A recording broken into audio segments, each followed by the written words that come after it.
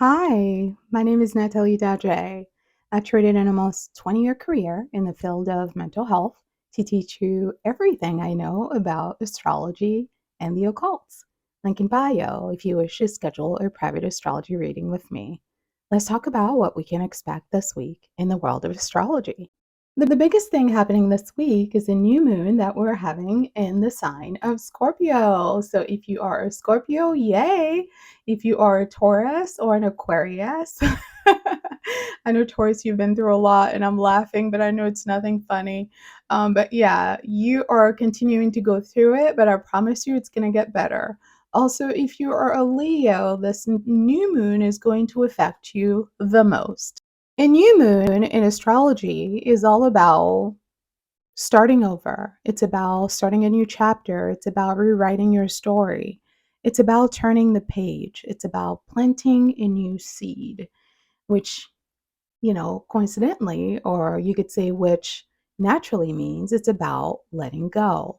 So a full moon is about illuminating what's not working so that we can let it go. And a new moon is about resetting ourselves on the right path by being intentional about where it is that we want to go when it comes to manifesting the life of our dreams. Scorpio is a dark feminine energy in astrology. It is a feminine sign. Scorpio is obsessed with the truth. As the eighth sign of the zodiac, it also rules the eighth house, which is all about war and destruction. And in order for us to destroy, we need to know what's real and what's not.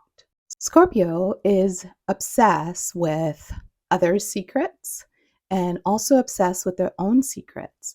And what makes Scorpio really good at figuring out your secrets is because they're very good at figuring out their own secrets. So, Scorpio, unlike most of you, is unafraid of themselves or of others. They're also unafraid to try new things, start new things, or kill what is no longer serving them. Scorpio, being the very first spiritual zodiac sign, also has intuition on their side, so they're highly skilled at being able to get to what's real and eliminate what's fake because spiritually they're naturally in tune.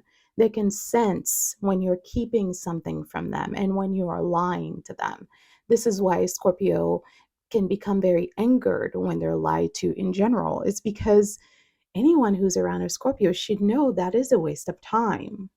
This is also why Scorpio makes an excellent investigator and detective because they're highly curious. They ask the tough questions and not afraid of the ugly truth. And because of their knack for black and white thinking, they're relentless with needing to get to the bottom of things so that they know what is and what isn't.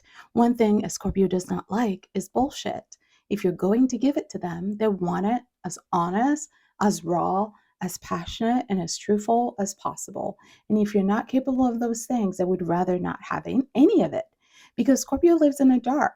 When you live in the dark, it's hard to trust what's around you. So when things are shaky, Scorpio cannot thrive. So the last lunar cycle that we had was a full moon in Taurus. Taurus is the sister sign to Scorpio. And that full moon came basically to illuminate parts of our lives that are no longer serving us that we need to do away with. Taurus, just like Scorpio, requires stability in order to feel safe on their journey.